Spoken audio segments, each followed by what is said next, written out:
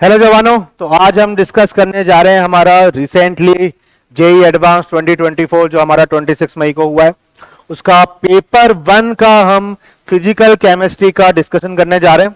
Paper overall simple रहा है।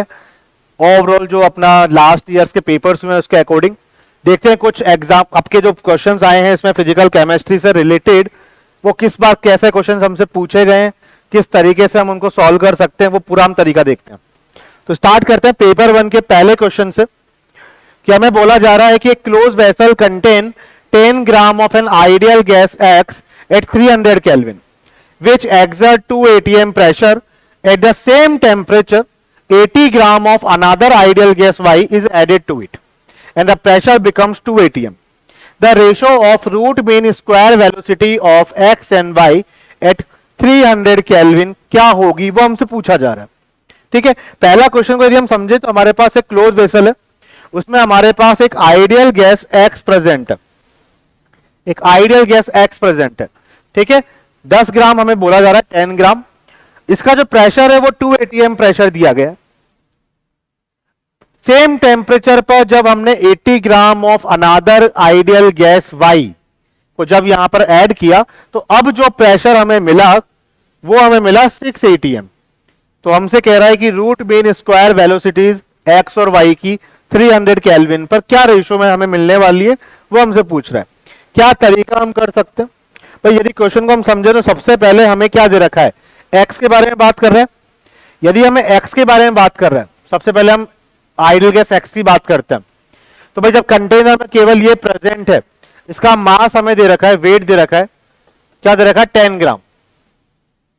ठीक है, यदि हम प्रेशर की बात करें जब केवल x प्रेजेंट होगा, जब केवल x प्रेजेंट है इसका मतलब वहां पे जो प्रेशर आएगा वो केवल आइडियल गैस x की वजह से आएगा। तो यहां पर जो प्रेशर ऑफ x है वो कितना है 2 atm प्रेशर। ये हमें गिवन है कि भाई आपका जो एग्जैक्ट प्रेशर मिल रहा है वो कितना मिल रहा है 2 atm प्रेशर मिल रहा है। अच्छा, वॉल्यूम क्या ले सकते हैं, तो कंटेनर का वॉल्यूम v लीटर ही ले लेते हैं, कोई दिक्कत नहीं है। टेम्परेचर यहां पर हमें क्या दे रखा है 300 केल्विन, कोई दिक्कत नहीं है। ठीक है, 300 केल्विन पे ही हमारी बात कर रहा है पूरी। ठीक, तो क्या यहां से हम ideal gas equation PV equal to NRT लगा सकते हैं? बिल्कुल लगा सकते हैं। तो पीवी इक्वल टू एनआरटी यदि हम लगाते हैं यहां से तो भाई देखिए पीवी इक्वल टू एनआरटी जब आपका लगेगा तो कैसे लगेगा भाई, यहां पर चेक करते हैं। प्रेशर कितना है 2 atm, वॉल्यूम को वी ही लिख देते हैं। मोल क्या आएंगे गैस ऑफ एक्स के, तो भाई आपका मोल्स कैसे निकलते हैं, गिवन वेट अपॉन मोलर मास। तो गिवन वेट कितना है 10 ग्राम अपॉन इसका मोलर मास ऑफ एक्स, ये लिख देते हैं, इनटू आर टी। टेम्परेचर क्योंकि सेम ही है तो टेम्परेचर को आप 300 लिख भी दोगे तो भी कोई दिक्कत नहीं, नहीं लिखते हो तो भी कोई दिक्कत नहीं है, टी लिख दिया हमने यहां से। इसको हम बोल सकते हैं कि यहां से आपका मोलर मास ऑफ एक्स, ठीक है, क्या आ जाएगा आपका 10 RT upon 2 volume. Equation number 1 ले सकते हैं, ये आपकी हो गई इक्वेशन नंबर 1। अब ये हमसे कह रहा है कि जब आपने इसमें अनादर गैस वाई जिसका वेट कितना है 80 ग्राम आपने ऐड कर दिया है तो अब जो टोटल प्रेशर मिला वो हमें कितना मिला 6 atm मिल रहा है। जो टोटल प्रेशर मिला वो कितना मिला 6 atm। ये जो 6 atm मिला है ये हमें टोटल प्रेशर 6 atm जो मिला है ये हमें x और y दोनों से मिलेगा। और हम जानते हैं भाई x का जो प्रेशर है वो तो कितना है 2 atm है। तो क्या यहां से हम y का प्रेशर निकाल सकते हैं, ये 2 atm प्रेशर ऑफ x हो गया तो y का प्रेशर ऑफ y हमारे पास क्या आ जाएगा 4 atm। प्रेशर ऑफ y क्या हो गया 4 atm। बाकी वॉल्यूम ऑफ टेम्परेचर आपके अगेन यहां पे सिमिलर रहने वाले हैं, वॉल्यूम वे लीटर आप ले सकते हैं। टेम्परेचर जो है वो आपका 300 केल्विन ही रहेगा क्योंकि टेम्परेचर में कोई चेंज नहीं हो रहा है। अगेन हम यहां पर पीवी इक्वल टू एनआरटी लगा सकते हैं for gas Y, for gas Y ये हमारा पीवी इक्वल टू एनआरटी लगेगा फॉर गैस वाई। तो प्रेशर ऑफ वाई गैस कितना है भाई 4 atm आया है, वॉल्यूम वी। मोल्स की हम बात करें तो 80 ग्राम हमें वेट दिया है अपॉन इसका मोलर मास आर और ये टी। तो मोलर मास ऑफ वाई हम बात करेंगे ये कितना आ जाएगा हमारा, तो 80 RT अपॉन 4V। ये हमारे पास इक्वेशन नंबर 2 ले सकते हैं हम। अब हमसे क्या पूछ रहा है, हमसे पूछ रहा है कि भाई बताइए इनकी x और y की रूट मीन स्क्वायर वेलोसिटी का रेशो क्या होगा। तो आरएमएस स्पीड का रेशो बताना है, ठीक है। अब आप जानते हैं कि यू आरएमएस क्या होता है, under root 3 RT upon molar mass per mole, हम ऐसे ही निकालते हैं ये। तो यहां से यदि हम देखें कि भाई आरएमएस स्पीड ऑफ x और आरएमएस स्पीड ऑफ y, इसका यदि आप रेशो निकालेंगे तो आपके पास क्या मिलेगा, रेशो। ठीक है, रेशो की बात करते हैं। तो भाई आपको पता है कि भाई 3RT, क्योंकि आपका गैस कांस्टेंट क्या हो गया, कांस्टेंट ही है, कैंसिल आउट हो जाएगा। टेम्परेचर भी सेम है, जो टेम्परेचर भी कैंसिल आउट हो जाएगा। तो हमें क्या मिलेगा, मोलर मास ऑफ x अपना नीचे आ गया है, मोलर मास ऑफ y ऊपर आ गया है, अंडर रूट। ठीक, सिंपल। मतलब ये चीज आप रख दोगे 3RT upon molar mass of x divide by under root 3RT upon molar mass of y, तो ये आपको मिलेगा। अब आप जानते हैं मोलर मास ऑफ y और मोलर मास ऑफ x आपने निकाला ही है अभी। तो मोलर मास ऑफ y कितना है भाई आपका 80RT upon 4V divide by molar mass of x कितना है 10RT अपॉन 2V। इसको भी सिंप्लीफाई कर सकते हैं आप, RT अपॉन V से RT अपॉन V कैंसिल हो गया है। 80 अपॉन 4 कितना हो जाएगा भाई आपका 20 और 10 बाई 2 कितना हो गया आपका 5। तो अंडर रूट 20 बाई 5 कितना आएगा अंडर रूट 4। तो आपके पास आंसर कितना आ गया 2:1। यही आपका सही आंसर होगा, यही आपका सही आंसर होगा कि भाई आपका x और y की रूट मीन स्क्वायर वेलोसिटीज का जो रेशो है वो क्या आएगा 2:1, ऑप्शन डी। ठीक है, तो ये पहला एग्जांपल था जो जेईई एडवांस 2024 में हमसे पूछा गया है आरएमएस स्पीड को लेके। सिंपल सा क्वेश्चन था। आगे बढ़ते हैं अगले एग्जांपल पर। अगला एग्जांपल थोड़ा सा हमारा कॉन्सेप्चुअली क्वेश्चन पूछा गया है कि among the following the correct statement for electrons in an atom क्या होगा। तो पहला यदि हम स्टेटमेंट की बात करें तो uncertainty principle rules out the existence of definite path for electron. Uncertainty principle क्या होता है, हाइजेनबर्ग अनसर्टेनिटी प्रिंसिपल। तो according to this principle it is impossible to determine exact position and momentum for an electron. किसी भी particular electron की या electron like species की exact position और मोमेंटम को आइडेंटिफाई करना, डिटरमाइन करना इम्पॉसिबल है। यही पॉइंट में ये हमसे कह रहा है कि uncertainty principle rules out the existence of definite path for electron, कि भाई इलेक्ट्रॉन का डेफिनेट पाथ क्या होगा उसको आप अनसर्टेनिटी प्रिंसिपल के थ्रू डिटरमाइन नहीं कर सकते हैं। यही बताता है अनसर्टेनिटी प्रिंसिपल की इनको रूल आउट करेगा, मना करेगा कि भाई ये आपका नहीं डिटरमाइन कर सकते। तो आपका ए स्टेटमेंट क्या हो जाएगा, करेक्ट हो जाएगा। ठीक, सेकंड यदि हम बात करें, सेकंड स्टेटमेंट की हम बात करें तो सेकंड स्टेटमेंट क्या है, the energy of an electron in 2s orbital of an atom is lower than the energy of an electron that is infinitely far away from the nucleus. भाई कोई एक इलेक्ट्रॉन है जो कि 2s ऑर्बिटल में है, इसको हम ऐसे समझ सकते हैं कि भाई ये आपका ऑर्बिट है, ये आपका फर्स्ट ऑर्बिट हम बात करें, ये सेकंड ऑर्बिट की हम बात करें, ये थर्ड ऑर्बिट की हम बात करें, ऐसे आप आगे जाते जा रहे हैं, ये आपका इंफिनिटी पे पहुंच गए हम।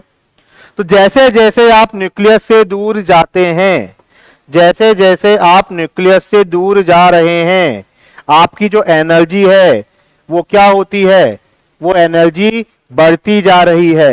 यदि मैं हाइड्रोजन एटम को लेके भी बात करूंगा तो फर्स्ट ऑर्बिट की एनर्जी, एनर्जी का फॉर्मूला क्या होता है -13.6 into Z square by n square. यदि किसी पर्टिकुलर आपका यूनि इलेक्ट्रॉनिक स्पीसीज की हम बात करेंगे तो एन के बढ़ने पर ई की वैल्यू बेसिकली, क्योंकि माइनस है, माइनस में क्या हो रही है वो बढ़ रही है, यानी बेसिकली फर्स्ट ऑर्बिट की एनर्जी यदि हाइड्रोजन के लिए बात करेंगे तो -13.6 आएगी, सेकंड ऑर्बिट के लिए बात करेंगे तो माइनस ये आपका क्या हो जाएगा 1/2 स्क्वायर, कितना 1/4, तो -3.4 इलेक्ट्रॉन वोल्ट आएगी। तो वैल्यू धीमे धीमे क्या होती जा रही है, कम होती जा रही है। और इंफिनिटी पे आके जो कि बोला जा रहा है कि जब आप इसको इनफाइनाइटली लेके गए हैं न्यूक्लियस से, तो इन्फिनिटी पे ये वैल्यू कितनी हो जाएगी, जीरो। ई इन्फिनिटी क्या हो जाएगी, जीरो। जबकि E1 फर्स्ट ऑर्बिट की एनर्जी -13.6। यदि हम हाइड्रोजन एटम से एग्जांपल से समझें तो फॉर हाइड्रोजन एटम ये आप कितनी रहेगी। तो आपको साफ साफ नजर आ रहा है कि भाई आपकी 2s ऑर्बिटल की जो एनर्जी होगी वो इंफिनिटी से तो क्या होगी, ज्यादा ही होगी कि कम होगी, लोअर होगी। क्या होगी, कम होगी, क्योंकि भाई आपकी इंफिनिटी पे तो वैल्यू कितनी है, जीरो है। हम मैग्नीट्यूड की बात नहीं कर रहे हैं यहां पर, हम साइन के साथ बात कर रहे हैं कि भाई आपकी 2s ऑर्बिटल की एनर्जी माइनस में आएगी, जबकि आपकी इंफिनिटी पे एनर्जी क्या आने वाली, जीरो में आने वाली है। तो energy of an electron in 2s orbital of an atom is lower than the energy of an electron that is infinitely far away from the nucleus. तो ये स्टेटमेंट भी क्या हो जाएगा, करेक्ट हो जाएगा। तो स्टेटमेंट नंबर बी भी आपका करेक्ट है। थर्ड स्टेटमेंट पे चलें तो according to Bohr model the most negative energy value for an electron is given by n equal to 1, ठीक है, which correspond to the most stable orbit. भाई हम बात ही कर रहे हैं यदि हाइड्रोजन एटम के लिए फर्स्ट ऑर्बिट की एनर्जी ये है तो सेकेंड ऑर्बिट की एनर्जी क्या होगी, -13.6 इंटू 1/4। ये सब हम हाइड्रोजन एटम को लेके बात कर सकते हैं, ठीक। तो यहां पर E2 कितना आएगा हमारे पास, ये आ गया -3.4 इलेक्ट्रॉन वोल्ट, ठीक। ये -13.6 इलेक्ट्रॉन वोल्ट था। तो बेसिकली फर्स्ट ऑर्बिट की एनर्जी ज्यादा नेगेटिव है और यही आपका सबसे स्टेबल ऑर्बिट होता है जहां पर आपका इलेक्ट्रॉन रहना चाहता है, क्योंकि बेसिकली न्यूक्लियस के सबसे पास में न्यूक्लियस इस इलेक्ट्रॉन को होल्ड करके रखना चाहता है। तो सबसे स्टेबल ऑर्बिट भी हम इसी को बोलेंगे। तो ये स्टेटमेंट भी हमारा क्या हो चुका है, करेक्ट हो चुका है। इस स्टेटमेंट में भी ऐसी कोई दिक्कत नहीं है। स्टेटमेंट नंबर डी की हम बात करें तो according to Bohr model the magnitude of velocity of electrons increases with increase in value of n। यदि हम वेलोसिटी की बात करते हैं तो वेलोसिटी निकालने का फॉर्मूला किसी भी nth ऑर्बिट के लिए क्या होता है, 2.188 इंटू 10⁻⁶ इंटू z/n मीटर पर सेकेंड, ये होता है। अब यदि n की वैल्यू बढ़ेगी, n बढ़ेगा तो वेलोसिटी की क्या होगी भाई, वेलोसिटी क्या हो जाएगा आपका, कम होगा। जबकि यहां पे क्या कह रहा है कि जैसे जैसे आपका n की वैल्यू बढ़ती है वेलोसिटी भी क्या होगी, इलेक्ट्रॉन की इंक्रीज होगी। तो ये स्टेटमेंट तो आपका क्या हो चुका है, रॉन्ग हो चुका है। तो यहां पर हमारे करेक्ट स्टेटमेंट जो हमारे देखने को मिलेंगे वो क्या मिलेगा, हमारा करेक्ट आंसर, करेक्ट ऑप्शन हम बोल सकते हैं, क्योंकि मल्टीपल करेक्ट होगा ये। तो करेक्ट ऑप्शन हमें मिलेंगे ए, बी एंड सी। ये हमारा सही ऑप्शन होगा, ए बी सी, तीनों को हमें टिक करना पड़ेगा, ठीक है। तो ये आपका एटॉमिक स्ट्रक्चर से ये क्वेश्चन पूछा गया है, जहां पर बेसिक चीज पूछी गई है बोहर मॉडल से रिलेटेड और हाइजेनबर्ग अनसर्टेनिटी प्रिंसिपल से रिलेटेड। तो बढ़ते हैं अगले एग्जांपल पर। अगला एग्जांपल हमारा थर्मोडायनेमिक्स से पूछा गया है, जहां पर हमें एक वॉल्यूम टेम्परेचर डायग्राम दे रखा है for the expansion of 5 moles of an ideal monoatomic gas, ठीक। Considering only PV work is involve, the total change in enthalpy for the transformation of state in sequence x to y, y to z, ठीक है। हमें कुछ data भी given है, molar heat capacity of the gas for the given temperature range, CVM हमें दे रखी है, molar heat capacity at constant volume दे रखा है, हमें गैस कांस्टेंट की वैल्यू दे रखी है। हमसे बोल रहा है कि भाई ये जो पर्टिकुलर प्रोसेस चल रहा है एक्स वाई जेड, इसमें एंथैल्पी चेंज हमें बताना है, डेल्टा एच बताना है। कैसे बताएंगे भाई डेल्टा एच, तो भाई डेल्टा एच जो होगा for X Y Z process, delta H for X Y Z process क्या होगा, delta H for X Y plus delta H for Y Z process, यही होगा, ठीक। अच्छा एक्स वाई की यदि हम बात करें तो जो एक्स वाई प्रोसेस है वो कैसा है, यहां टेम्परेचर क्या है, कांस्टेंट, यहां टेम्परेचर क्या है, कांस्टेंट है। और जब टेम्परेचर कांस्टेंट है तो ये आइसोथर्मल प्रोसेस हो गया भाई, ये आपका आइसोथर्मल प्रोसेस, आइसोथर्मल। और आइसोथर्मल प्रोसेस के लिए टेम्परेचर कांस्टेंट है तो आपका डेल्टा एच की वैल्यू क्या हो जाएगी? जीरो। डेल्टा एच क्या हो जाएगा? जीरो। एंथैल्पी में कोई चेंज ही नहीं होगा, क्योंकि भाई डेल्टा एच हो गया या आपका डेल्टा यू इंटरनल एनर्जी में चेंज, ये टेम्परेचर डिपेंडेंट फंक्शंस होते हैं।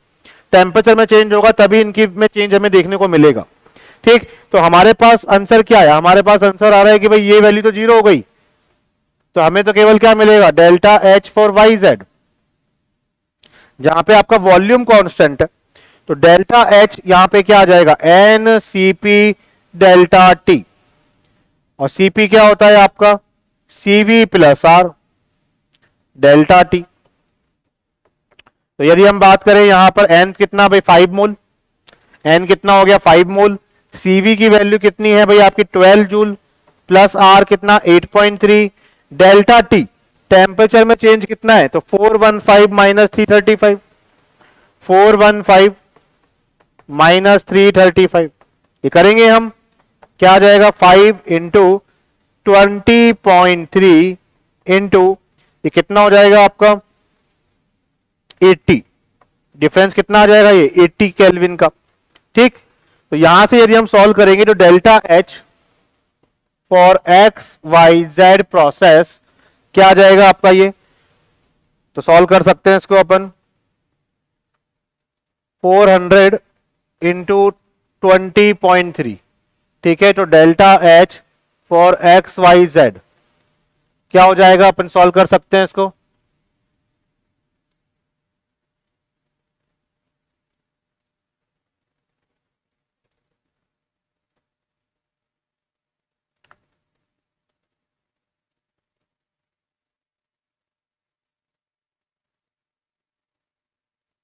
एट वन टू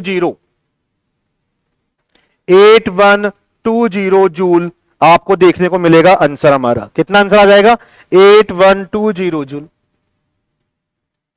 यही आपका करेक्ट आंसर।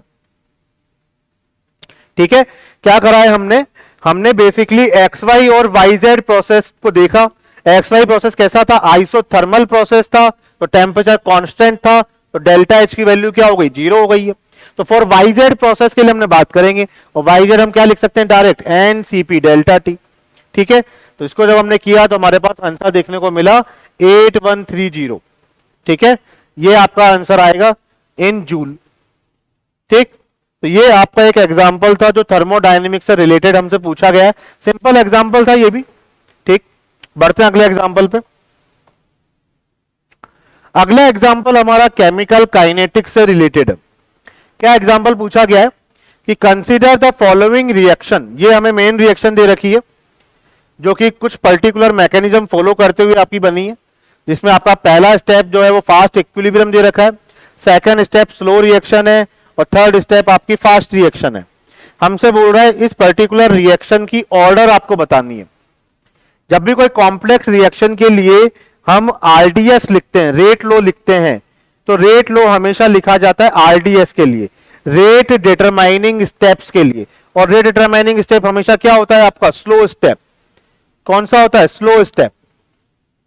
तो यदि इसके लिए जब हम रेट लो लिखेंगे तो क्या आएगा भाई हमारे पास? Rate law R equal to K concentration of N2O2 multiply concentration of hydrogen. ठीक है, ये लिख देते हैं अपन स्लो स्टेप के लिए। तो R इक्वल टू K2, क्योंकि कांस्टेंट आपका K2 है यहां पर, concentration of N2O2 concentration of H2, इसको हम इक्वेशन नंबर 1 दे देते हैं। अब ये लिखने के बाद हम एक बार चेक करेंगे कि जो ये N2O2 और हाइड्रोजन है, क्या ये मेन रिएक्शन में हमें देखने को मिल रहे हैं क्या? तो हमने यहां पे देखा कि भाई आपका हाइड्रोजन तो आपको मेन रिएक्शन में देखने को मिल रहा है, N2O2 नहीं मिल रहा, तो हमें इसको रिप्लेस करना पड़ेगा। इसको रिप्लेस करने के लिए हमें क्या गिवन है? इसको रिप्लेस करने के लिए हमारे पास गिवन है फास्ट इक्विलिब्रियम। क्या गिवन है? Fast equilibrium. तो इक्विलिब्रियम कांस्टेंट यहां पे क्या होगा? KF upon KB, forward reaction का rate constant divide by backward reaction के लिए रेट कांस्टेंट, यानी K1 अपॉन K माइनस 1। तो यदि हम फ्रॉम फास्ट इक्विलिब्रियम बात करें, फ्रॉम फास्ट इक्विलिब्रियम आपका रेट इक्विलिब्रियम कांस्टेंट जो होगा K1 upon K-1 equal to क्या आएगा, कंसंट्रेशन ऑफ प्रोडक्ट कितना है भाई, N2O2 divide by concentration of reactant NO है, और इसका स्टाइकियोमेट्रिक कोएफिशिएंट इसकी पावर में चला जाएगा। ठीक है, तो यहां से आपको N2O2 की कंसंट्रेशन क्या आ रही है, K1 अपॉन K-1, और ये आपका NO स्क्वायर। क्या ये वैल्यू हम इक्वेशन नंबर 1 में पुट कर सकते हैं? तो यहां पे लिखते हैं पुट दिस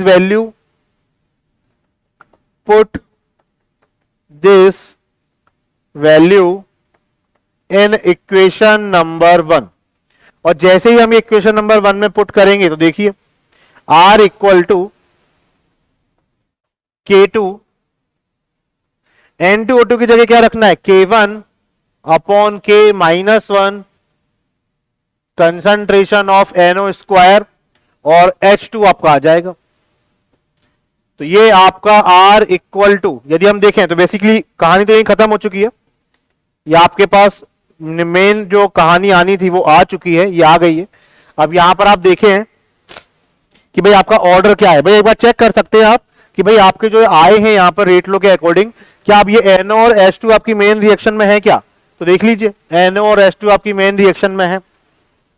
यदि ये आपकी एलिमेंट्री रिएक्शन होती तो हम बोलते थे कि इसका ऑर्डर कितना होता, हाइड्रोजन के लिए ऑर्डर 2, NO के लिए भी ऑर्डर 2, तो टोटल ऑर्डर कितना आता, 4।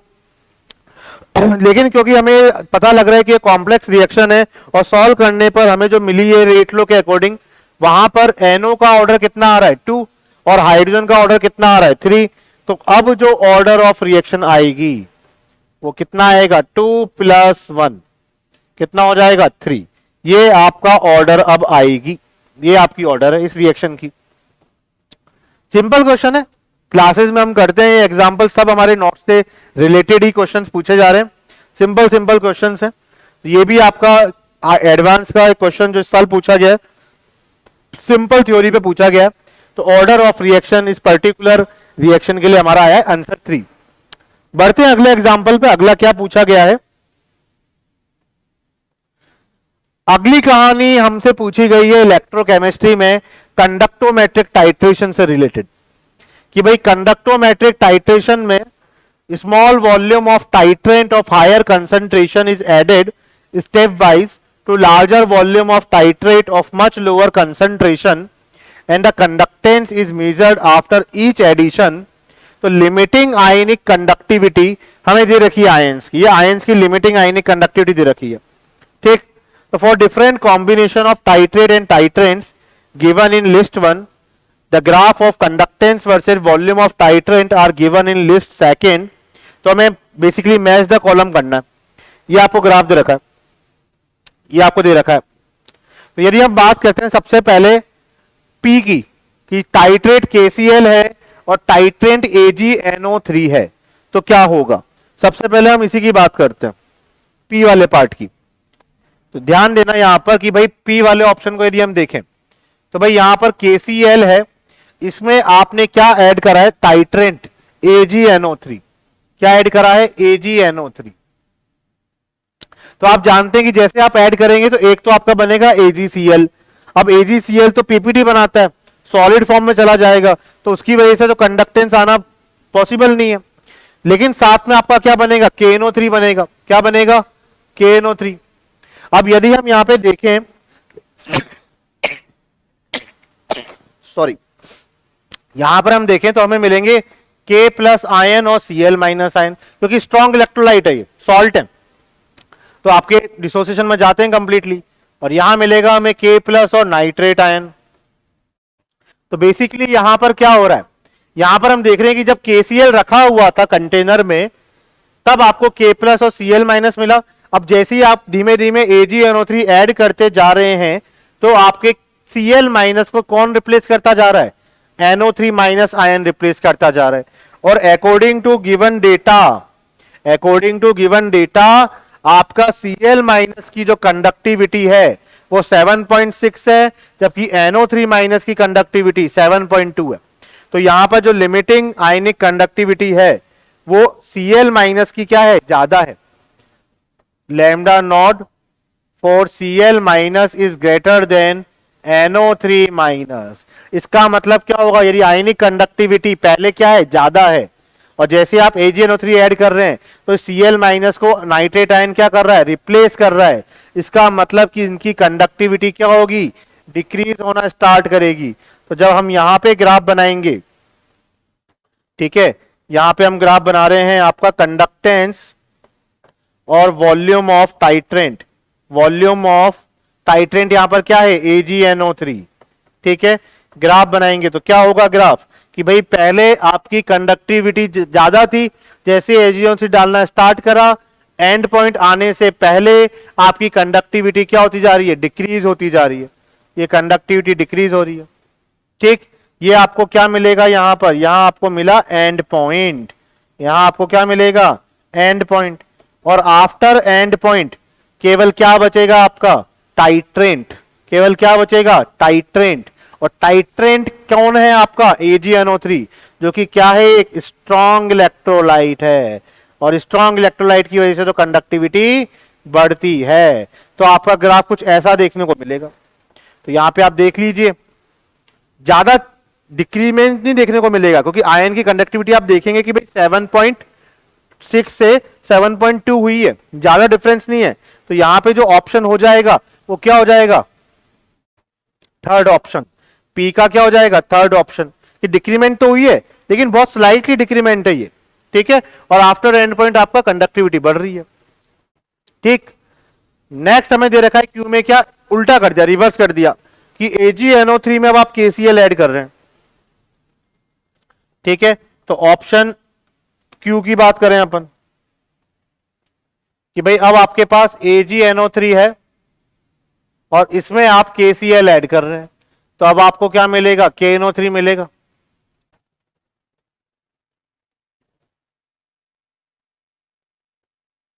ठीक है।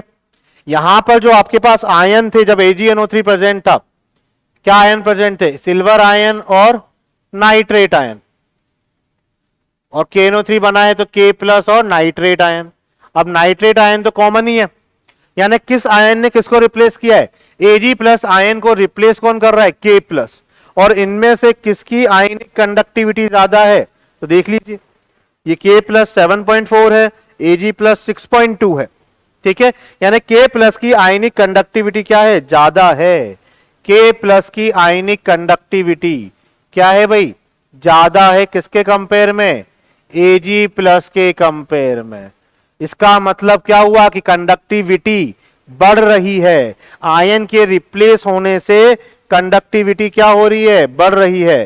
तो यहां पे जब हम ग्राफ बनाएंगे कंडक्टेंस और volume of titrant, volume of titrant क्या है यहां पर, KCl, तो यहां पे ग्राफ कैसा बनेगा कि भाई ये आपकी कंडक्टिविटी क्या होगी, इंक्रीज होगी, क्या होगी, इंक्रीज होगी, ठीक है।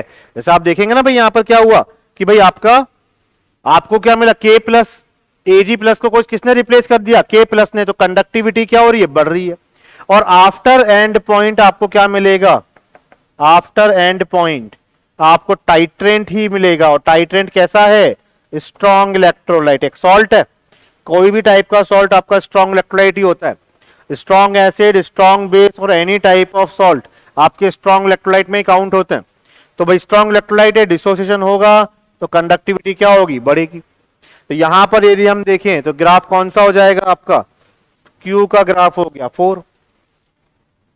ये देखो पहले बढ़ी फिर और बढ़ी, इंक्रीज हो गई, तो क्यू के लिए हो जाएगा 4th। तो पी का 3, क्यू का 4, ठीक।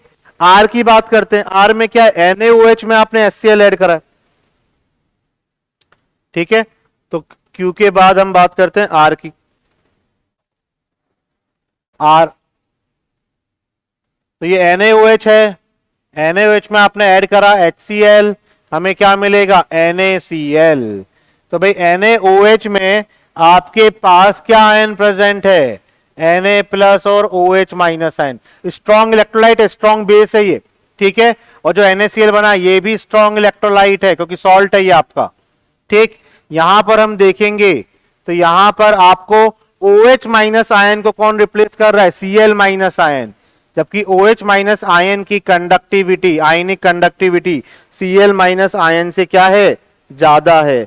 ये आप चेक कर सकते हैं कि Cl माइनस की देखो 7.6 है, जबकि OH माइनस आयन की 19.9 है, बहुत ज्यादा है। यानी कंडक्टिविटी में जो चेंज देखने को मिलेगा वो बहुत ज्यादा चेंज देखने को मिलेगा, एकदम शार्प डिक्रीज हम बोल सकते हैं कि डिक्रीमेंट देखने को मिलेगा कि कंडक्टेंस और वॉल्यूम ऑफ HCl, आपको जो ग्राफ मिलेगा कंडक्टिविटी एकदम से क्या हो गई है, डिक्रीज हो गई है।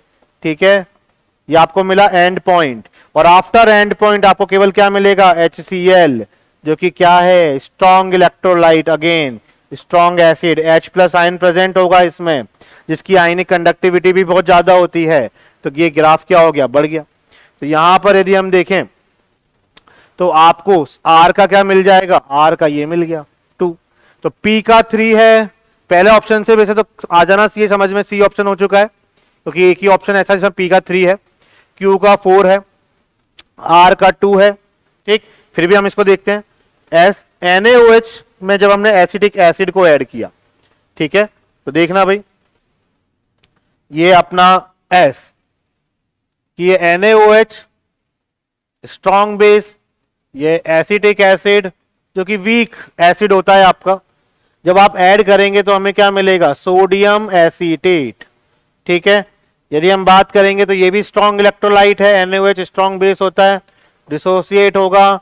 और आप जानते हैं कि भाई आपका सॉल्ट कैसा भी हो स्ट्रॉन्ग इलेक्ट्रोलाइट में ही काउंट होता है, तो ये भी डिसोसिएट हो गया। ठीक, यहां पर जब हम बात करेंगे कि भाई किसकी आयनिक कंडक्टिविटी ज्यादा है, तो OH माइनस आयन की आयनिक कंडक्टिविटी एसीटेट आयन के कंपेयर में बहुत ज्यादा होती है। ठीक है, ये ग्राफ से बिना यदि हमें डेटा नहीं देता तो भी हमें पता होता है कि भाई OH माइनस आयन और H प्लस आयन की कंडक्टिविटी, आयनिक कंडक्टिविटी बहुत ज्यादा होती है, इनकी मोबिलिटी क्योंकि बहुत ज्यादा होती है। ठीक है, तो वॉल्यूम ऑफ एसिटिक एसिड क्योंकि टाइट्रेंट अब ये है, क्या होगा भाई, OH माइनस आयन की कंडक्टिविटी ज्यादा थी, एसिटेट आयन रिप्लेस कर दिया उसको, तो कंडक्टिविटी क्या हो गई, डिक्रीज हो गई। ठीक, एंड पॉइंट मिला, और आफ्टर एंड पॉइंट हमें क्या मिलेगा, ओनली टाइट्रेंट जो कि क्या है, एक वीक एसिड है, वीक इलेक्ट्रोलाइट है, जिसकी वजह से कंडक्टिविटी में ज्यादातर कोई चेंज देखने को नहीं मिलता। तो कैसा हो जाएगा ग्राफ, कांस्टेंट। तो यहां पर हम देखें तो हमें ऐसा कौन सा ग्राफ देखने को मिल रहा है कि पहले डिक्रीज हुआ फिर कांस्टेंट हो गया, ये हो गया आपका 5, तो P का 3, Q का 4, R का 2 और S का 5, इसमें हमें एक ही ऑप्शन ऐसा मिल रहा है, वो है ऑप्शन सी। तो ऑप्शन सी आपका करेक्ट है। ठीक है, तो ये आपका कंडक्टोमेट्रिक टाइट्रेशन से रिलेटेड आपसे क्वेश्चन पूछा गया है। ठीक, तो हमारे पास टोटल 5 एग्जाम्पल हम बोल सकते हैं, 5 क्वेश्चंस जो हैं वो पेपर 1 में फिजिकल केमिस्ट्री से रिलेटेड हैं। ठीक है, सिंपल सिंपल से क्वेश्चंस पूछे गए हैं। स्टेट ऑफ मैटर से हमारा क्वेश्चन पूछा गया है। यदि हम फर्स्ट एग्जाम्पल की बात करें तो फर्स्ट एग्जाम्पल हमारा स्टेट ऑफ मैटर से था। सेकेंड एग्जाम्पल जो था हमारा वो एटॉमिक स्ट्रक्चर से रिलेटेड है। थर्ड एग्जाम्पल हमारा थर्मोडायनेमिक्स से रिलेटेड है। फोर्थ केमिकल काइनेटिक्स से रिलेटेड है, और फिफ्थ नंबर आपका इलेक्ट्रोकेमिस्ट्री से रिलेटेड है। सिंपल एग्जांपल है, क्लास नोट्स से रिलेटेड हैं, बेसिक प्रिंसिपल्स पे क्वेश्चन पूछे गए हैं। तो होपफुली आप लोगों ने पेपर अच्छा किया होगा। ठीक है, तो थैंक यू बच्चों। हेलो बच्चों, आज हम यहाँ पर 26 मई 2024 का पेपर फर्स्ट डिस्कशन करने वाले हैं, जहाँ पर हमारा सब्जेक्ट होगा इनऑर्गेनिक केमिस्ट्री। ओके,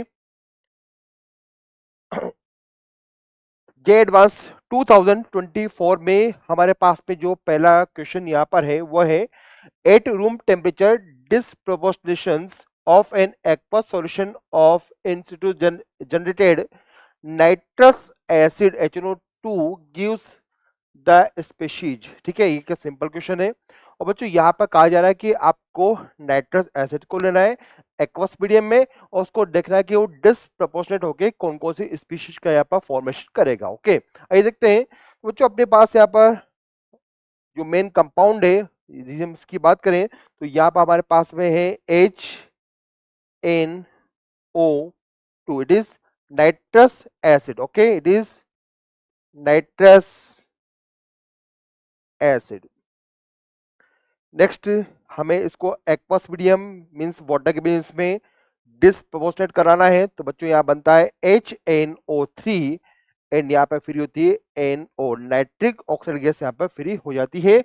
और ध्यान रखेंगे यदि ये एक्वस मीडियम है तो यहाँ पर एक्वस मीडियम मीन्स H2 यहाँ पर है, तो नाइट्रिक एसिड का H प्लस आयन यहाँ पर H3O प्लस आयन में कन्वर्ट हो जाता है और यहाँ बच जाएगा बच्चों क्या NO3 माइनस आयन। ठीक है, तो यहाँ पर हमारे पास फाइनल जो स्पीशीज मिली है वो यहाँ पर है एक तो NO, और हम NO में नाइट्रोजन का ऑक्सीडेशन नंबर देखते हैं, ये +2 हमें दिखाई देगा।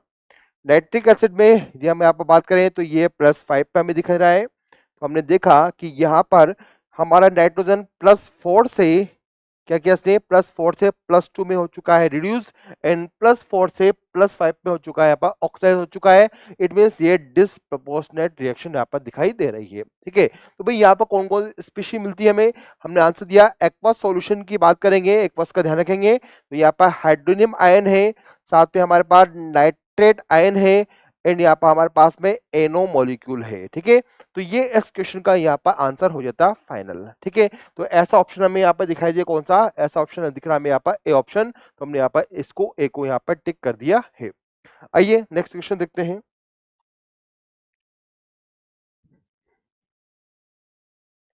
नेक्स्ट क्वेश्चन जे एडवांस 2024 का यदि हम यहाँ पर डिस्कस करें तो ये क्वेश्चन हमसे बोलता है among the following option select the option in which each complex in set first show geometrical isomerism. ध्यान दीजिएगा कि सेट 1 में हमें सर्च करना है बच्चों किसको, GI देखना है, ज्योमेट्रिकल आइसोमेरिज्म की बात करनी है। And the two complex in set second are ionisation isomer, और सेट नंबर 2 में हमें चेक करना है कि यहाँ पर आयोनाइजेशन आइसोमर होना चाहिए। ठीक है, ऑफ ईच अदर। तो भाई यहाँ पर हमें काफी सारे सेट 1 सेट 2 के कॉम्प्लेक्स दिए गए हैं जिनको हम ABC में यहाँ पर 4 ऑप्शन में डिवाइड करते हैं। आइए देखते हैं यहाँ पर हमारा आंसर इस बार क्या होता है। ठीक है, आइए देखते हैं। तो बच्चों यहाँ पर हम बात करें, सबसे पहले हमारे पास है निकल के साथ में 4 कार्बोनिल है और साथ में हमारे पास पैलेडियम Cl2 और ट्राइफेनाइल फॉस्फेन 2 टाइम्स यहाँ पर दे रखा है। तो भाई आपको पहले यहाँ पर इनकी ज्योमेट्री का पता करके देख लेना है कि ये GI शो करते हैं नहीं करते, क्योंकि हमें पता है कि सेट 1 में हमें GI देखना है और सेट 2 में हमें आयोनाइजेशन आइसोमर की बात करनी है, उनको सर्च करना है। तो भाई यहाँ पर हम बात करें NiCO4 है, भाई NiCO4 यहाँ पर हमें जो मिलता है NiCO4 NiCO4 जो हमें मिलेगा वो मिलता है हमें टेट्राहेड्रल। ठीक है, और हम जानते हैं कि टेट्राहेड्रल जो कॉम्प्लेक्स है वो कभी भी GI नहीं बनाता है। अच्छा, पैलेडियम की बात करें बच्चों, आप पैलेडियम का जो कॉम्प्लेक्स है, मैं लिख देता हूँ यहाँ पर, पैलेडियम का जो कॉम्प्लेक्स है वो मुझे यहाँ पर दिख रहा है कौन सा, DsP2 शेप में, DsP2 शेप में। तो भाई यहाँ पर ये तो GI बना लेगा पैलेडियम का कॉम्प्लेक्स, लेकिन निकल का कॉम्प्लेक्स बच्चों यहाँ पर GI नहीं बना सकता, इसलिए पहला ऑप्शन आगे चेक करने की हमें आवश्यकता नहीं है, ये हमारा आंसर नहीं होगा। ओके, नंबर बी पर आते हैं बच्चों। बी पर ध्यान दें तो यहाँ पर कोबाल्ट का हमें एक कॉम्प्लेक्स दिया गया है। कोबाल्ट के कॉम्प्लेक्स में यहाँ पर हमारे पास में एक बाइडेंटल लिगेंड है और यहाँ पर बाकी मोनोडेंटल लिगेंड हमें दिखाई दे रहे हैं। और कोबाल्ट का जो कॉम्प्लेक्स है यहाँ पर बच्चों, कोबाल्ट का जो कॉम्प्लेक्स है वो हमें ऑक्टाहेड्रल शेप में दिख रहा है। और यहाँ पर यदि हम ध्यान से देखिए बच्चों तो यहाँ पर हमारे पास में किस टाइप का है, यहाँ पर हमारे पास में ऑक्टाहेड्रल कॉम्प्लेक्स है और ये GI शो करेगा। ठीक है, ये GI शो कर सकता है। और यदि हम नेक्स्ट की बात करें, पैलेडियम का हमें कॉम्प्लेक्स नहीं, हमें कौन सा दिया, पैलेडियम का कॉम्प्लेक्स दे रखा है वही जो फर्स्ट में था। तो यहाँ पर हमें पैलेडियम का जो कॉम्प्लेक्स दिखाई देगा, पैलेडियम का दिखाई देगा हमें कौन सा, DsP2, ये हो गया अपने पास में DsP2 होगा यहाँ पर। और DsP2 यदि हमारे पास कॉम्प्लेक्स है तो ये भी हमारे पास बच्चों क्या कर सकता है, ये भी हमारे पास में यहाँ पर GI को शो कर सकता है। तो भाई यहाँ पर मुझे पता लगा कि दोनों ही कॉम्प्लेक्स यहाँ पर GI शो कर सकते हैं। ठीक है, ओके, जैसे आपने स्टडी किया होगा आपकी थ्योरी में, तो यहाँ पर हमने इसका एग्जांपल आपको बता देता हूँ कि किस टाइप से शो करेंगे। यहाँ पर एक बाइडेंटेड है और बाकी साथ में हमारे पास में यहाँ पर है 4 मोनोडेंटेड है, किस टाइप के हैं। तो यहाँ पर हम यदि डिस्कस करें बी नंबर पर, तो मेरे पास में यहाँ पर M AA A2 and B2 type का कॉम्प्लेक्स तैयार हुआ है, ठीक है। और यदि हम नेक्स्ट इसके साथ में जो पेयर में है वो है पैलेडियम का, और पैलेडियम में यहाँ पर दो मोनोडेंटेड है और दो अलग से मोनोडेंटेड हमें दिखाई दे रहे हैं स्क्वायर प्लेनर शेप के अंदर, ठीक है। तो इसको हम लिख सकते हैं बी पर हमें यहाँ पर एम A2 B2 कैसे दिख रहा है, स्क्वायर प्लेनर शेप में, और ये दिख रहा है हमें ऑक्टेडल शेप में। तो भाई दोनों ही केसेस में हमने स्टडी किया है, दोनों ही केसेस में हमें यहाँ पर जीआई मिल सकते हैं क्या, दोनों केसेस में हमें जीआई मिल सकते हैं। लेकिन क्वेश्चन पे ध्यान दीजिएगा, सेकंड सेट के अंदर हमें वहां पर आयोनेशन आइसोमर को भी तलाश करना है, वो आयोनेशन आइसोमर बनाने चाहिए। तो आइए देखते हैं सेकंड सेट में क्या ऐसा हो रहा है क्या।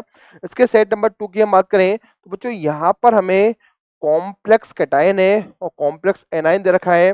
तो यहाँ पर हमें आयोनेशन आइसोमर दिखाई नहीं दे रहा है, और यहाँ पर भी हमें आयोनेशन आइसोमर नहीं दिखाई दे रहा है। और ये जो हमारे पास में आइसोमर बनाएंगे बच्चों, वो कौन सा बना सकते हैं, वो बना सकते हैं कौन सा, कोऑर्डिनेशन आइसोमर बना सकते हैं, लेकिन आयोनेशन नहीं बनाएंगे। तो भाई ये ऑप्शन भी यहाँ पर गलत हुआ, ये भी गलत हो चुका है। अब आते हैं हम सेट नंबर फर्स्ट सी के फर्स्ट में एंट्री करते हैं। ओके, भाई सेट नंबर सी के अंदर हम डिस्कस करें तो यहाँ पर हमारे पास में कोबाल्ट के साथ में 3 मोनोडेंटेड और 3 अलग से डेंटेड हमें दिखाई दे रहे हैं मोनोडेंटेड, ठीक है। तो यहाँ पर हमने नोट किया सी ऑप्शन में हमारे पास में एम A3 और B3 टाइप का कॉम्प्लेक्स मुझे दिखाई दे रहा है। ओके, और इसके साथ में सेकंड में पेयर में कौन है देखते हैं। पेयर में हमें दिखाई दे रहा है कोबाल्ट, फर्स्ट ही हो गया अपने पास, एंड कोबाल्ट के साथ में EN है, बाइडेंटेड है, और 2 सेल मोनोडेंटेड हमें दिखाई दे रहे हैं।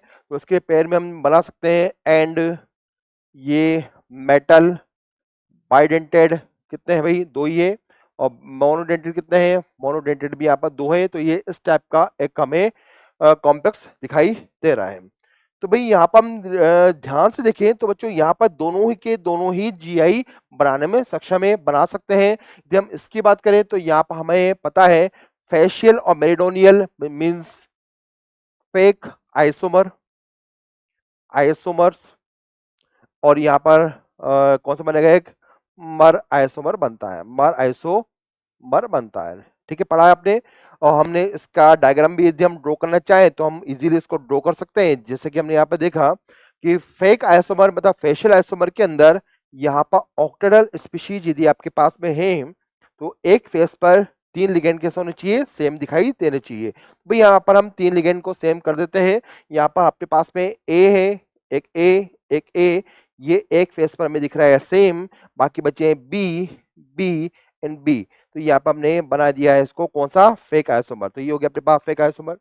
इसका जीआई जो बनता है बच्चों वहां पर हम देखें तो उसका होता है कौन सा, मेरिडोनियल होता है, जिसको हम बना सकते हैं किस टाइप से, इसको भी हम ड्रॉ कर देते हैं। यदि हम यहाँ पर इसकी बात करें तो मेरिडोनियल आइसोमर के अंदर एक बी या एक बी फेस पर, किसी भी फेस पर तीनों लिगेंड सेम टाइप के नहीं होना चाहिए। ओके, तो यहाँ पर हमने नोट किया, सपोज करते हैं यहाँ पर ए है, यहाँ पर ए है, यहाँ पर हमने लगा दिया है बी। तो देखिए आप ध्यान से, एक फेस पर तीनों लिगेंड सेम नहीं है, तो ये मेरिडोनियल आइसोमर बन जाएगा, मर आइसोमर बन जाएगा। और ये नेक्स्ट की हम बात करें तो यहाँ पर लगा सकते हैं हम बच्चों क्या, यहाँ लिख सकते हैं बी, और हमने लिखा यहाँ पर ए, या लिखा हमने यहाँ पर कितने बी हो गए हैं भाई, एक बी और लगा सकते हैं। तो यहाँ पर भी हमने देखा है इस फेस पर भी तीनों लिगेंड सेम नहीं है, तो ये बन जाएगा कौन सा, मर आइसोमर, ये बन जाएगा आइसोमर्स, ठीक है, कौन सा, फेक आइसोमर। तो भाई यहाँ पर ये वाला क्या शो करता है, जीआई शो कर रहा है। यदि हम इसको ध्यान से देखें बच्चों तो ये सिस ट्रांस बना सकता है। आपने इसको देखा होगा कि यहाँ पर हम इस प्रकार से पहले ऑक्टेडल कॉम्प्लेक्स में, ऑक्टेडल कॉम्प्लेक्स के अंदर दोनों बी को आमने सामने रख देते हैं, बाकी दोनों बाइडेंटेड को हम इसके आमने सामने कर देते हैं इस टाइप से। तो ये बन जाएगा अपने पास में ट्रांस आइसोमर, ठीक है, ट्रांस आइसोमर बन जाएगा। उसका हम बना सकते हैं सिस एम लिया, और यहाँ पर हमने फिर से दोनों बी को 90 के एंगल पर रख दिया है, और यहाँ पर दोनों बाइडेंटेड को हमने इसके आमने सामने इस टाइप से ऊपर नीचे की तरफ शिफ्ट कर दिया है। तो भाई ये ट्रांस है और ये कौन सा है, सिस टाइप का आइसोमर बन जाता है। तो भाई यहाँ पर हमने पता लगा कि दोनों के दोनों पेयर यहाँ पर जीआई मतलब ज्योमेट्रिकल आइसोमर बना सकते हैं। ठीक है, सेट नंबर 2 में हमें सर्च करना है कि ऐसे कौन सा सेट है, या क्या इसका जो सेट नंबर 2 है वो यहाँ पर क्या आयोनेशन आइसोमर बनाने में सक्षम है, क्या वो बना पा रहा है। आइए इसको भी हम चेक कर लेते हैं। तो हमने देखा यहाँ पर कि सेट नंबर 2 की हम बात करें तो यहाँ पर मेरे पास में Cl एंड सल्फेट है, ओके, और यहाँ पर बाहर हमारे पास में सल्फेट एंड Cl हमें दिखाई दे रहा है। तो भाई यदि हम इसको नोट करते हैं तो यहाँ पर हमारे पास में ये हो गया ऑक्टेल कॉम्प्लेक्स है और यहाँ पर अमोनिया 5 है, Cl 1 है। तो हमने नोट किया इसके सेट नंबर किसमें, सेट नंबर 2 की हम बात कर रहे हैं यहाँ पर। तो यहाँ पर हमारे पास में लिगेंड से एम और यहाँ पर हमारे पास में दे रखा है कोई एक लिगेंड है ए, या कौन सा था, अमोनिया। ओके, अमोनिया था यहाँ पर, कितने थे भाई, 5 थे। यहाँ Cl था और यहाँ पर सल्फेट बाहर लिखा हुआ था। इसका यदि हम आयोनेशन आइसोमर बनाते हैं तो क्या ये बनता है, हाँ भाई बनता है। सल्फेट को आप अंदर लेके आइए, Cl को आप बाहर लेके आइए, तो यहाँ पर आपको आयोनेशन आइसोमर बनता हुआ दिखाई देगा। तो हमने इसका आइसोमर बना दिया है एम, जो भी आपके पास मेटल है, अमोनिया कितने हैं, 5 है, और यहाँ पर सल्फेट को हमने अंदर शिफ्ट किया और बाहर हमने Cl को शिफ्ट कर दिया है। ओके, तो बच्चों यहाँ पर हमें पता लगा कि यहाँ पर इस टाइप से दोनों आयोनेशन आइसोमर बनाते हुए हमें दिखाई दे रहे हैं। तो भाई हमारे क्वेश्चन का आंसर हमें मिल चुका है। आइए इसको फिर से एक बार चेक कर लेते हैं। तो हमने ध्यान पूर्वक देखा कि सेट 1 में दोनों कॉम्प्लेक्स जीआई बनाते हैं, ओके डन। और यहाँ पर हमें दोनों के दोनों आयोनेशन आइसोमर बनाते हुए भी दिख रहे हैं, ये भी डन है। तो इस क्वेश्चन का आंसर बच्चों एक तो हम सी को सिलेक्ट कर देते हैं।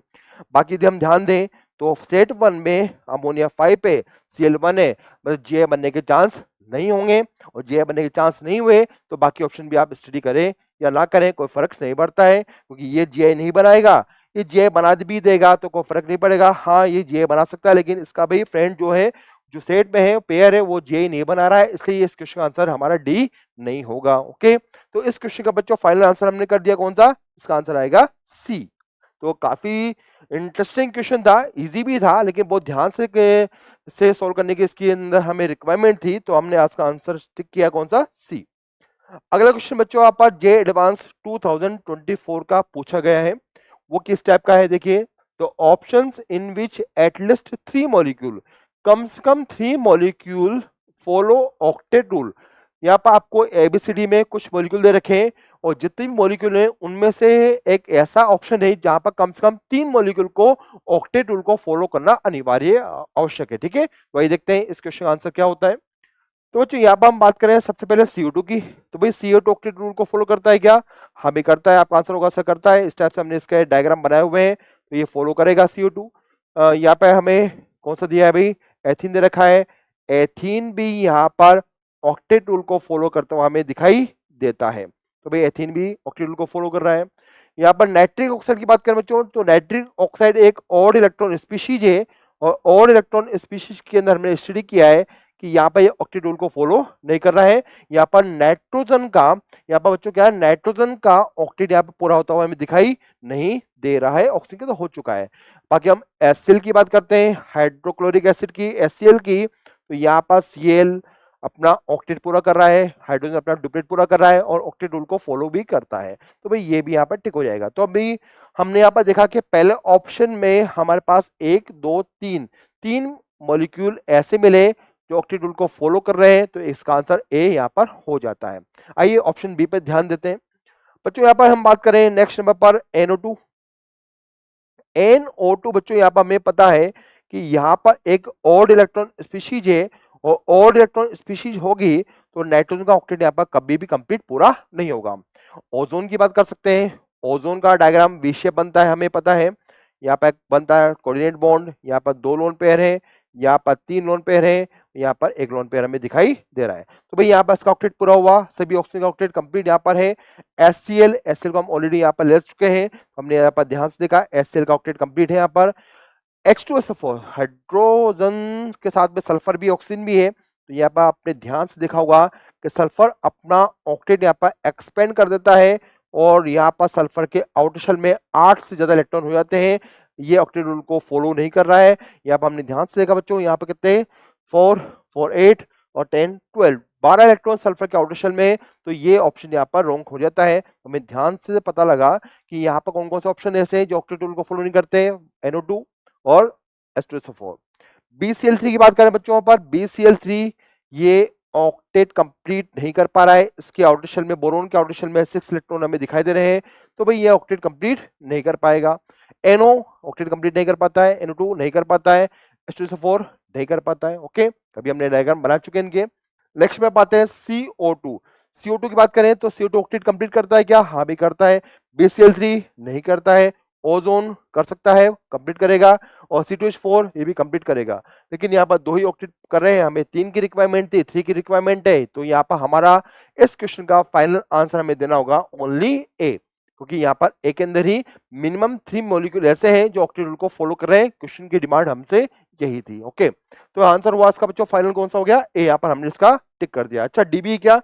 डी एक बार हम चेक कर लेते हैं, ओजोन क्या है? हाँ है। अच्छा, यहाँ पे 3 है, तो इसका आंसर डी भी हम यहाँ पर टिक करेंगे। ठीक है, तो आंसर यहाँ पर ए और डी दोनों ही इसके करेक्ट है। मल्टीपल चॉइस में हमें यहाँ पर दिया, मल्टीपल ऑप्शन हमें टिक करना होगा, तो ए और डी इसका फाइनल आंसर हम यहाँ पर कर देते हैं। नेक्स्ट में आते हैं। नेक्स्ट में पर हम आते हैं एडवांस 2024 के अगले क्वेश्चन पर। अमंग द फॉलोइंग स्पीशीज, कुछ स्पीशीज हमें दे रखी है। The total number of species isoelectronic with NaCO4 is. तो भाई यहाँ पर हमारे पास में एक मॉलिक्यूल है निकेल का, टेट्रा कार्बोनिल, यहाँ पर कोई कॉम्प्लेक्स बना रहा है निकेल के साथ में। तो यहाँ पर हम देखते हैं कि इसके अंदर जितने इलेक्ट्रॉन होंगे बाकी इलेक्ट्रॉन उनके अंदर भी होने चाहिए। जनरली बच्चों यदि हम बात करें तो इलेक्ट्रॉन की काउंटिंग हम किस प्रकार से करते हैं? हमें हर एक एटम के अंदर इलेक्ट्रॉन को काउंट करना होता है, ठीक है। लेकिन यहाँ पर कॉम्प्लेक्स कंपाउंड है, तो मेरा मानना है कि आईआईटी वालों ने इसको कॉम्प्लेक्स कंपाउंड मानकर आइसोइलेक्ट्रॉनिक स्पीशीज पूछी होगी, और आइसोइलेक्ट्रॉनिक स्पीशीज की बात कर रहा है तो वो यहाँ पर वो इफेक्टिव एटॉमिक नंबर की बात कर रहे होंगे। ठीक है, तो बच्चों यहाँ पर हम इसको इफेक्टिव एटॉमिक नंबर के अकॉर्डिंग ही हम इसको सोल्व करेंगे यहाँ पर। तो सबसे पहले देखते हैं निकेल के साथ में जो टेट्रा कार्बोनिल है, इसके पास टोटल कितने इलेक्ट्रॉन यहाँ पर दिखाई दे रहे हैं। सबसे पहले इसको हम नोट कर लेते हैं। यहाँ पर हमने इसको नोट किया, तो यहाँ पर पता लगेगा हमें जो हमारा मेन कंपाउंड है NiCO4। तो भाई निकेल का हमें इफेक्टिव एटॉमिक नंबर निकालना है यहाँ पर, ताकि हमें आइसोइलेक्ट्रॉनिक का पता लग जाएगा, और इसके साथ ही मुझे सबको मैच करना होगा। निकेल हुआ 28 पर, ऑक्सीजन नंबर इसका कितना है? 0 है, और यहाँ पर कार्बोनिल 4 है, तो 4 से मुझे मिलेंगे 8 इलेक्ट्रॉन मिल जाते हैं, 8 इलेक्ट्रॉन हमें मिल जाएंगे। तो 28 प्लस 8 हो जाता है कितना? 36। तो भाई इस कॉम्प्लेक्स में 36 इलेक्ट्रॉन हमें दिखाई दे रहे हैं। तो अब मुझे सभी कॉम्प्लेक्स में चेक करना होगा कि किस कॉम्प्लेक्स के अंदर यहाँ पर इलेक्ट्रॉन के नंबर 36 होंगे। जो 36 इलेक्ट्रॉन शो करेगा, जिसका इफेक्टिव एटॉमिक नंबर 36 होगा, वही हमारा आंसर बन जाएगा। आइए देखते हैं। तो भाई यहाँ पर हमने पहले से स्टार्ट किया, पहला कॉम्प्लेक्स हम ले सकते हैं। पहला कॉम्प्लेक्स यहाँ पर हमारे पास में है, वेनेडियम के साथ में है BCO6, वेनेडियम है, कार्बोनिल है 6, नोट किया। वेनेडियम का एटॉमिक नंबर 23 है, ऑक्सीजन नंबर मुझे यहाँ पे दिख रहा है 0, और कार्बोनिल 6 है, तो 6 इंटू 2 इलेक्ट्रॉन हो जाएंगे, 2 इलेक्ट्रॉन इंटू 6 मतलब 12 हो गए इलेक्ट्रॉन, और 12 और 23 कितना हो जाता है बच्चों? यहाँ पर 35। ठीक है, 35 हमें दिखाई दिया। इसका मीनिंग हुआ कि यहाँ पर ये इस कॉम्प्लेक्स के इलेक्ट्रॉन से मैच नहीं कर रहा है, इसलिए इसका आंसर ये तो नहीं होगा। इसको क्रॉस कर देंगे यहाँ पर हम। नेक्स्ट में आते हैं 2 पर। 2 पर हमारे पास कॉम्प्लेक्स है क्रोमियम का। क्रोमियम कार्बोनिल के साथ में कितना है? 5 है। क्रोमियम का एटॉमिक नंबर होता है बच्चों 24, ऑक्सीजन नंबर हमें दिखाया पर कितना? 0, और यहाँ पर कार्बोनिल कितने हैं? 5 है। एक कार्बन से मिलेंगे 2 इलेक्ट्रॉन, इंटू 5 कार्बोनिल हमारे पास में है, तो 24 और 10, 24 और 10 यहाँ पर हो जाते हैं कितने? 24 और 10 हो जाते हैं यहाँ पर 34। भाई ये भी यहाँ पर कम है, 36 तक नहीं पहुंच पाया, इसके इक्विवेलेंट नहीं आ पाया है, तो ये भी हमारा क्वेश्चन का आंसर नहीं होगा। ओके, नेक्स्ट में बात है कॉपर के साथ पे कार्बोनिल 3 है, हमने थर्ड नंबर पे लिया। कॉपर के साथ में कार्बोनिल हमारे पास कितने बच्चों? यहाँ पर 3 हमें दिखाई दे रहे हैं। तो भाई कॉपर का एटॉमिक नंबर कितना है? कॉपर का एटॉमिक नंबर होता है 29। ओके, 29, और ऑक्सीजन नंबर इस कॉम्प्लेक्स में दिखा हमें कितना? 0। कितना दिख रहा है यहाँ पर हमें? 0, और यहाँ पर कार्बोनिल कितने? ओनली 3 ही है, तो यहाँ पर हमें मिलेंगे 1 से 2 इलेक्ट्रॉन, और कार्बोनिल कितने हुए यहाँ पर? 3 हो जाते हैं, तो इसको इंटू कर देते हैं यहाँ पर हम, इंटू 3 कार्बोनिल है, तो भाई 6 इलेक्ट्रॉन यहाँ हो गए, और 29 यहाँ पर है, तो यहाँ पर हमारे पास हो जाते हैं 35 इलेक्ट्रॉन। इसका मीनिंग है कि ये भी इससे मैच नहीं हो रहा है, 36 आंसर नहीं आ रहा है। नेक्स्ट में बात है मैग्नीज के साथ में कार्बोनिल कितने बच्चों? 5 है। 4 नंबर पे लिया हमने। मैग्नीज हमारे पास में है, और कार्बोनिल यहाँ पर हमारे पास में कितना है? यहाँ पर 5 दिख रहे हैं। मैग्नीज का एटॉमिक नंबर कितना है? नंबर है होता है इसका 25, ऑक्सीजन नंबर कितना है, ऑक्सीजन नंबर यहाँ पर हमें दिख रहा है 0 और 2 इलेक्ट्रॉन हमें पर लिगेंड से मिलेंगे और कार्बन लिगेंड कितने हैं 5 हमें दिख रहे हैं, तो यहाँ पर 10 हो जाते हैं इलेक्ट्रॉन, 10 और 25 इट मीन्स 35 यहाँ पर इसका नंबर आया। इसका मीनिंग ये भी हमारा आंसर में इंक्लूड नहीं होगा। ओके, अब आते हैं बच्चों यहाँ पर कौन सा FeCO5, नेक्स्ट नंबर पर 4 के बाद 5 ले लेते हैं यहाँ पर हम FeCO5 है। ओके, तो भाई यहाँ पर आयरन का नंबर कितना हुआ 26, ऑक्सीजन नंबर कितना हुआ 0 और कार्बोनिल का नंबर हुआ कितने 5 है, एक्स से मिलेंगे 2 इलेक्ट्रॉन इंटू 5 किया हमने यहाँ पर 10 और ये हो जाता है अपने पास कितना फाइनल 36 हो जाता है। तो भाई 36 हमें 36 की तलाश थी, तो यहाँ पर इसका ये नंबर कितना आया 36, तो इसका आंसर आ जाता है एक तो FeCO के साथ में 5, एक तो ये आंसर होगा। ठीक है, 5 को इसको टिक कर दिया हमने। नेक्स्ट नंबर पर लेते हैं हम 6 नंबर पर एग्जांपल है कोबाल्ट है, कार्बोनिल कितना है ध्यान से देखेगा 3 है और चार्ज कितना भाई, चार्ज यहाँ पर दिख रहा -3, तो कोबाल्ट का एटॉमिक नंबर होता है 27। यहाँ पर इसका ऑक्सीजन नंबर माइनस में, इसलिए मुझे प्लस करना होगा, माइनस में कितना है -3, तो मैंने प्लस कर दिया 3 और कार्बोनिल यहाँ पे कितने हैं 3 यहाँ पे दिखाई दे रहे हैं, एक कार्बोनिल से मिलेंगे 2 इलेक्ट्रॉन और 3 यहाँ पर हमारे पास में इलेक्ट्रॉन है, कार्बोनिल है, कितना हो जाएगा ये अपने पास हो जाता है 27 एंड 3 30, 30 में हमने 6 ऐड किया 36। तो बच्चों यहाँ पे ध्यान से देखिएगा ये भी यहाँ पर 36 को फॉलो कर रहा है, इस कॉम्प्लेक्स को फॉलो कर रहा है, तो एक आंसर हमारे पास फिर से आ चुका है। नेक्स्ट में बात है क्रोमियम के साथ हम बात करेंगे बच्चों, नेक्स्ट नंबर पर है क्रोमियम है, ये क्रोमियम लिया हमने यहाँ पर कार्बोनिल CO4, ये हो गया कितना 4- है भाई, हाँ भाई 4- दिखाई दे रहा है, क्रोमियम का नंबर है 24 है, ऑक्सीजन नंबर यहाँ पर मुझे मिला कितना -4, इन्हें प्लस मुझे 4 करना होगा, प्लस यहाँ पर कितने इलेक्ट्रॉन मिलेंगे एक कार्बोनिल से 2 इलेक्ट्रॉन, कितने कार्बोनिल है 4 कार्बोनिल है, तो यहाँ पर हो गया 24 एंड 4 28, 28 और 8, 28 और 8 की बात करें तो ये हो जाएगा अपने पास में 34। पक्का पक्का, एक बार चेक कर लेते हैं, क्रोमियम यहाँ पर था कितना 24 है और ऑक्सीजन नंबर कितना आया -3 है, तो यहाँ पर हमने कर दिया कितना -4 का मीनिंग एक्स्ट्रा आ चुके हैं, +4 कर दिया हमने यहाँ पर, +4 के बाद में हमने यहाँ पर नोट किया कितना 2 इलेक्ट्रॉन कितना हो जाएगा यहाँ पर 2 इलेक्ट्रॉन इंटू 4 34 हो जाएगा, एकदम कंप्लीट यहाँ पर हमें नोट किया। ठीक है भाई, 34 के बाद हम आगे चलें तो ध्यान रखेंगे, तो यहाँ पर आपके पास हो जाता है 34, ये हमारा आंसर में इंक्लूड होगा क्या, इंक्लूड यहाँ पर नहीं होगा। ठीक है, नहीं होगा क्या,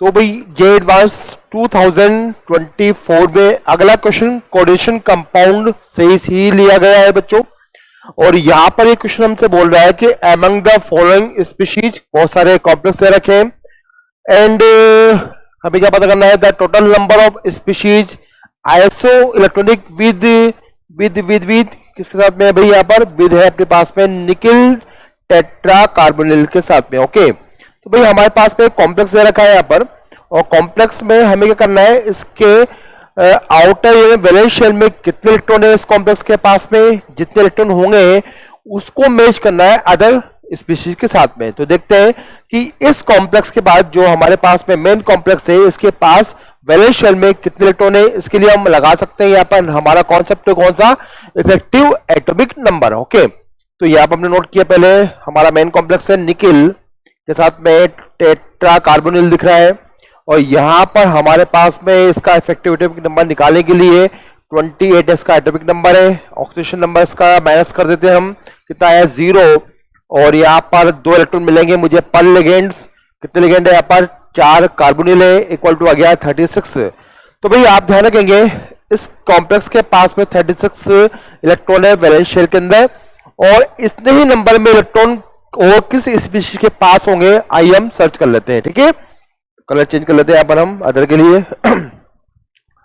तो भाई अब हम करते हैं स्टार्ट। हमारे पास में यहाँ पर पहला कॉम्प्लेक्स है, कौन सा है, वेनेडियम है, टेट्रा कार्बोनिल है साथ में, और कोई चार्ज टेट्रा नहीं है, 6 है, तो इसको 6 की लिखिए। तो ये हो गया 6 इक्वल टू ये हुआ 23 माइनस ऑक्सीजन नंबर कितना है 0 प्लस 2 इलेक्ट्रॉन मिलेगा पर लिगेंड्स, और ये हो गया कितने 6 हो गया। ओके, तो भाई 12 एंड 23 हो गया हमारे पास में 35।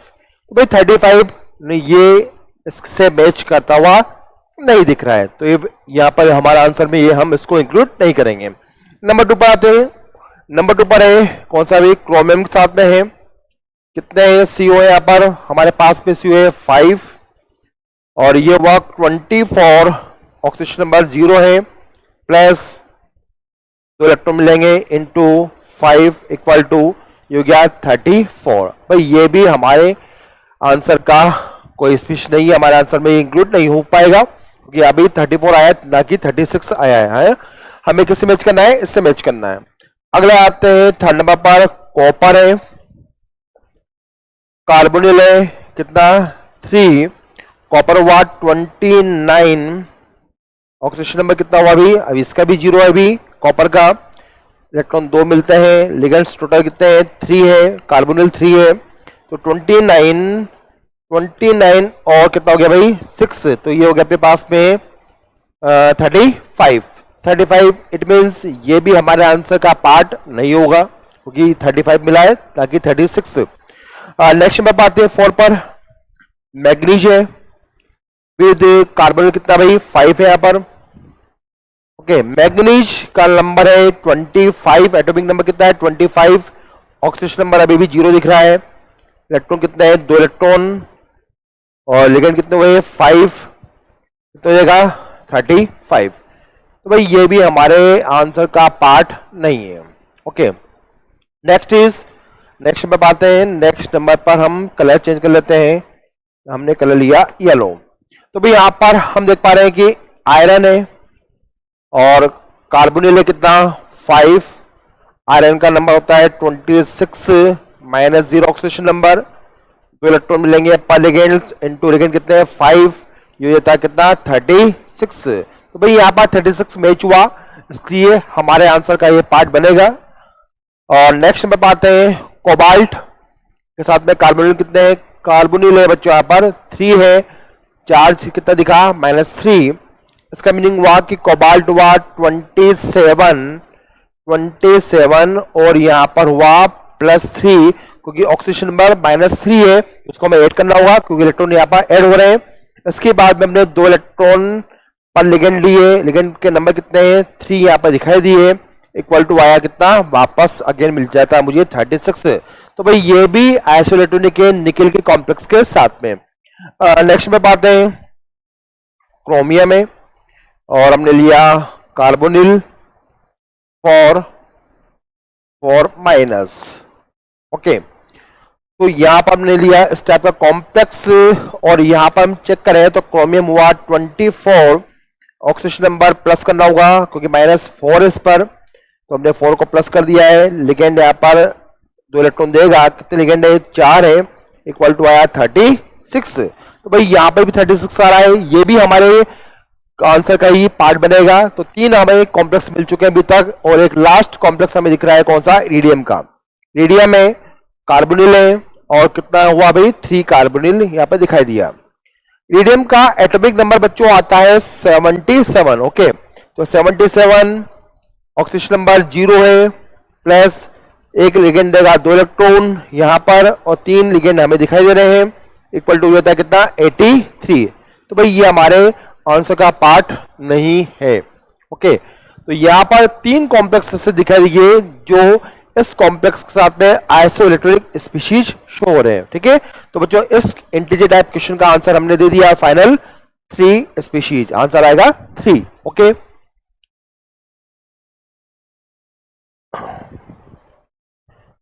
नेक्स्ट जे एडवांस 2024 का अगला क्वेश्चन भी कोऑर्डिनेशन कंपाउंड से ही लिया गया है। क्वेश्चन कुछ हमसे इस प्रकार से बात कर रहा है, क्या कह रहा है ये भाई, Among the following complexes, the total number of diamagnetic species, हमें सर्च करना है, डाईमैग्नेटिक स्पीशीज को सर्च करना है यहाँ पर, और आपके सामने यहाँ पर कुछ कॉम्प्लेक्स दिए जा रहे हैं। आइए सर्च करते हैं।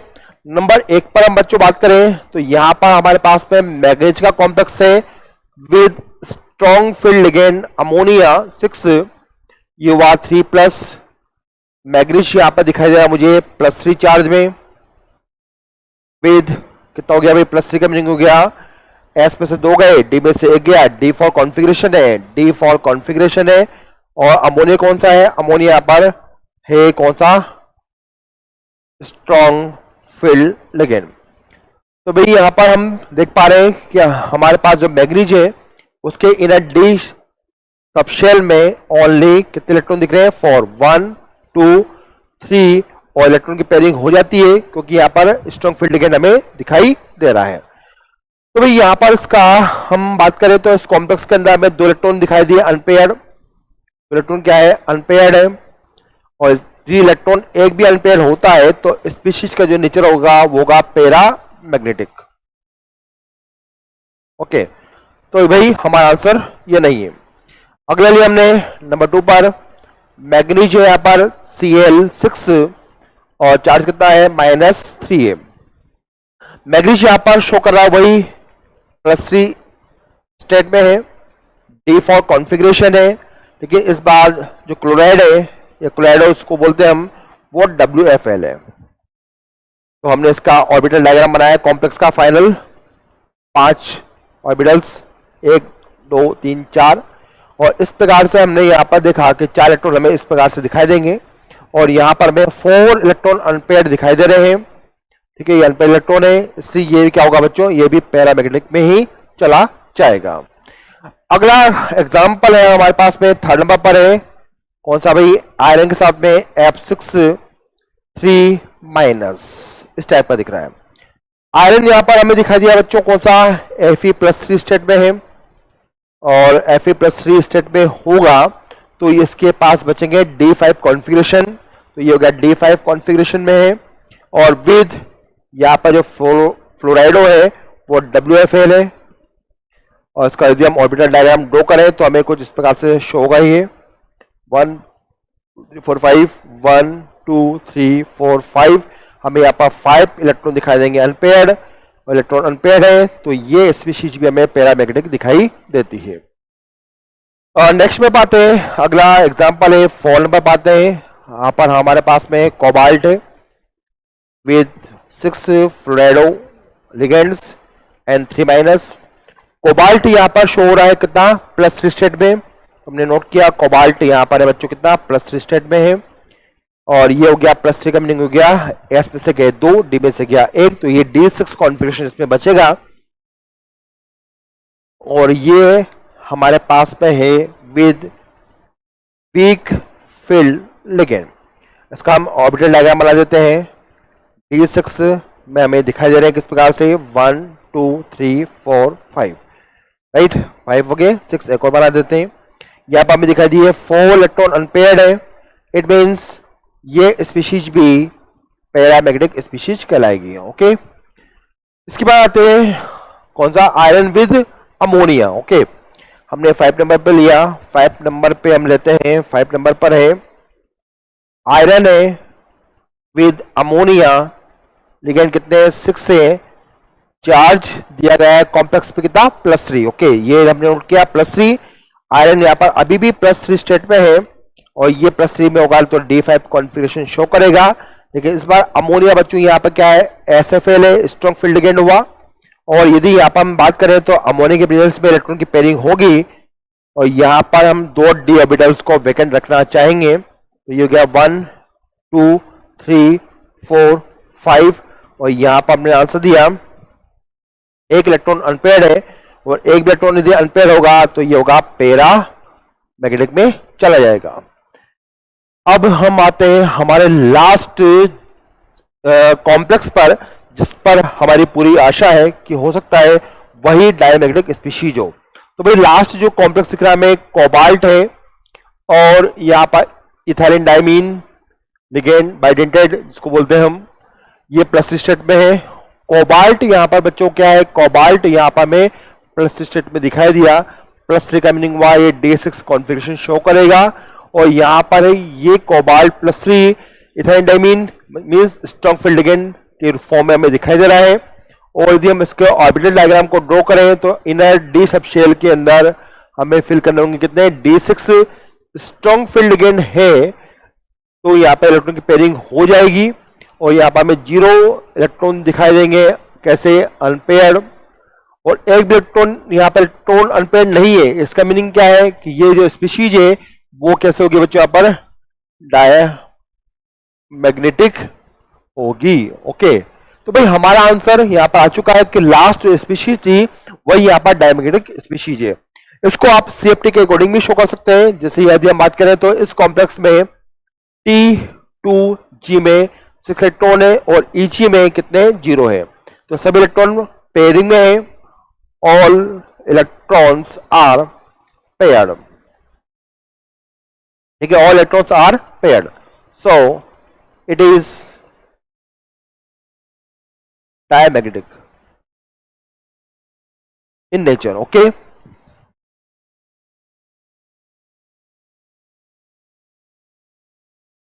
क्या है यहाँ पर, डायमैग्नेटिक स्पीशीज है। तो इस क्वेश्चन का आंसर हमने फाइनल टिक कर दिया है कि इसका जो आंसर होगा वो एक ही होगा, इंटीजर टाइप में 1 आंसर का आ जाएगा। ओके,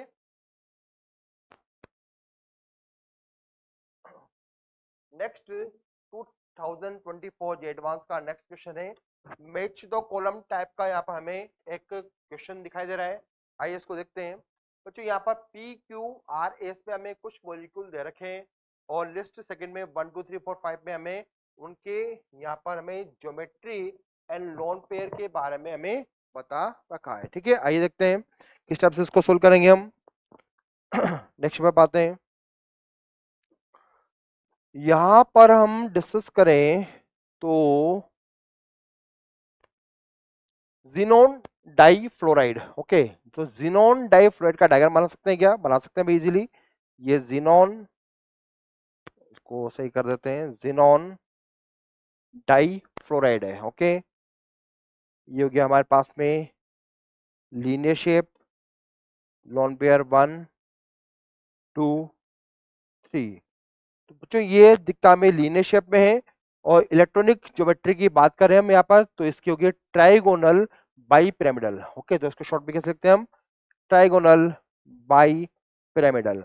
लोन पे कितने हैं, 2 लोन पेयर है, पहला कंप्लीट है। नेक्स्ट में पाइए जिनोन टेट्राफ्लोराइड, जिनोन, ये फर्स्ट कर दिया हमने, फर्स्ट की मीनिंग P है, और Q हुआ जिनोन टेट्राफ्लोराइड। तो हमने इसको ड्रॉ किया कुछ स्टेप से, 1 and 2 एंड स्टेप से डायग्राम कंप्लीट है इसका।